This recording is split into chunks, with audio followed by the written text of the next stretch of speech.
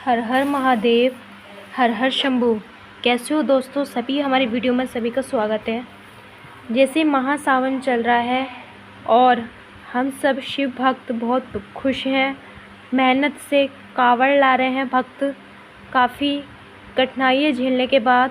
वैसे तो भोले बाबा ये सोच, जैसे आजकल कावड़े आ रही हैं, कोई 6 से 7 कलश वाली कावड़े ला रहे हैं। बहुत कठिनाई की कावड़े आ रही हैं।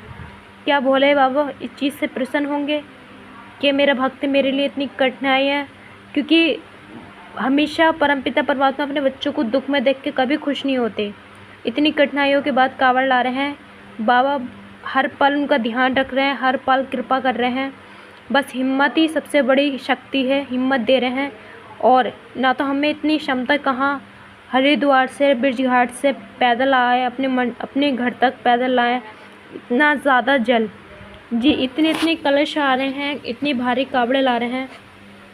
ये सब महादेव के लिए ला रहे हैं भक्त। और महादेव जी को जब हमें बड़ा प्रसन्न होती है, जब हम इतनी परेशानी के बाद कावड़ ला के अपने महादेव जी को जल अर्पित करते हैं।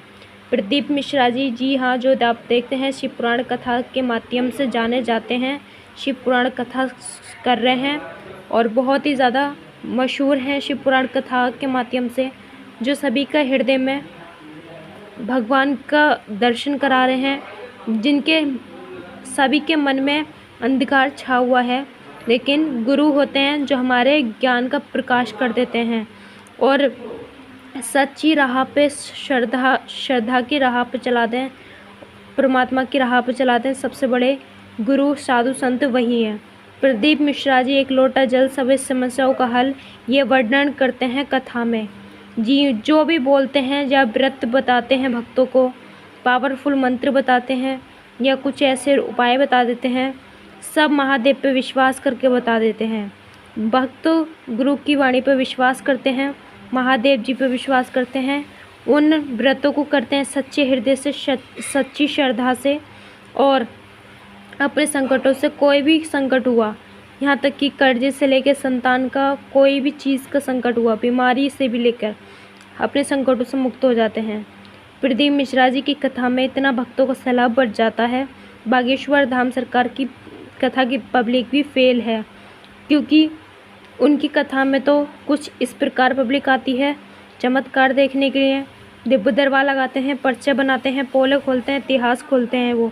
तो कुछ उनके आजकल सबसे छाए हुए हैं देश में, अन्य विदेशों में, तो उनको देखने के लिए, उनका दर्शन करने के लिए पब्लिक आती है। लेकिन प्रदीप मिश्रा जी उन सब में से बिल्कुल कुछ नहीं करते।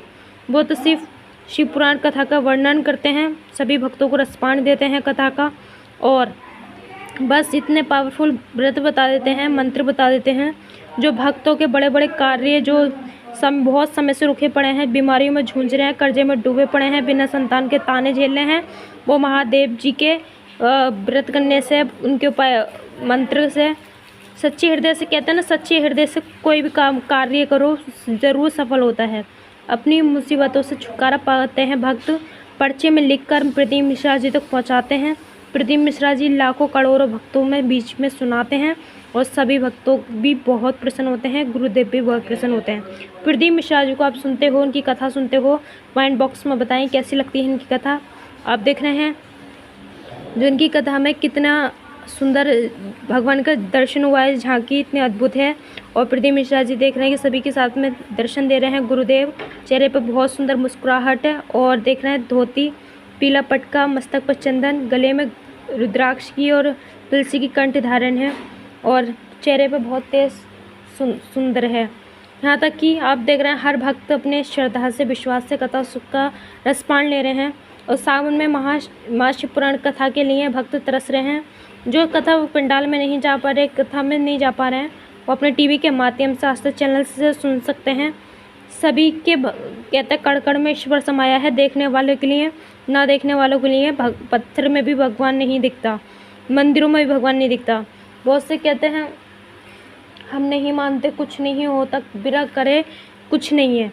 सही कहते हो भाई, बिना करे कुछ नहीं है। कर्म तो हमें ही करना है और कर्म ही के अनुसार हमें फल भुगतना है। लेकिन ये मत बोलो कि परमात्मा नहीं है। जो तुम्हारे अंदर बॉडी में एनर्जी आ रही है, जिस चीज़ से तुम बोल रहे हो, ये भी उसी की दी हुई है। वो पल भर में हमारे शरीर में कुछ भी प्रॉब्लम कर सकते हैं, कुछ भी तुम्हें पता भी नहीं चलेगा। तो परमात्मा से मत उलझिए, परमात्मा से टक्कर मत लीजिए। कुछ धर्म विरोधी ऐसे होते हैं जिनको ज्ञान नहीं होता, मुँह चलाने लग जाते हैं। तो जिसको ज्ञान नहीं है तो कृपा करके अपना ज़्यादा विरोध ना करें, क्योंकि भगवान से जो टक्कर लेता है, भगवान की शक्ति पर आजमाता है, या फिर भगवान की उसमें कोई भी प्रश्न उठाता है, बहुत ज़्यादा दुख होता है। जैसे कि आप प्रदीप मिश्रा जी को देख रहे हैं, जो शिव पुराण कथा के माध्यम से बहुत फेमस है, और इनको बहुत दूर दूर से भक्त सुनने आते हैं और इनसे मिलने आते हैं, इनको बहुत फॉलो भी करते हैं, बहुत पसंद करते हैं। और करोड़ों भक्तों आस्था चैनल से सुन रहा है इनकी कथाएँ, और काफ़ी भक्तों के जीवन में परिवर्तन आया है, बहुत ज़्यादा बदलाव आया है। तो लाखों करोड़ों भक्तों का जीवन सुधरा है, धन्य हुए हैं। और हम सब सभी से यही प्रार्थना है, कथा चाहे श्रीमद् भागवत कथा हुई, या शिव पुराण की कथा हुई, या हनुमान चालीसा हुई, या गीता का प्रचार हुआ, या फिर सुंदरकांड हुआ, कोई भी हमारे सनातन धर्म को कोई भी उत्सव होया कर, अपनी श्रद्धा से, अपने भाव से, अपने ध्यान से सुना करो।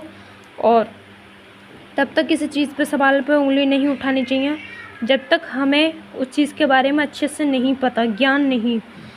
कहते हैं आजकल आधा अधूरे पुस्तकें पढ़ लेते हैं, आधा अधूरे ग्रंथ पढ़ लेते हैं, बीच में सवाल खड़े कर देते हैं। पहले अपना पूरा ज्ञान पाओ, उसके बाद में सवाल।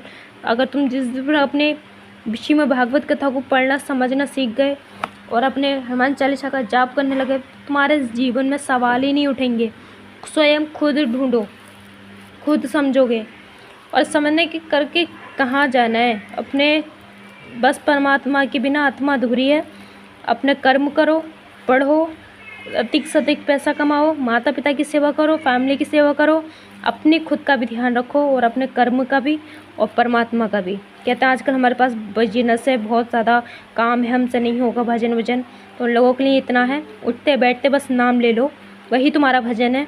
कर्म अच्छा करो, किसी को अपशब्द मत बोलो जो तुम्हें लग रहा है अपराध है, और किसी का हत्या मत करो। जैसे आजकल मांसाहारी का सेवन करते हैं लोग बार, वो सब गंदा भोजन छोड़ें। कहते हैं जैसी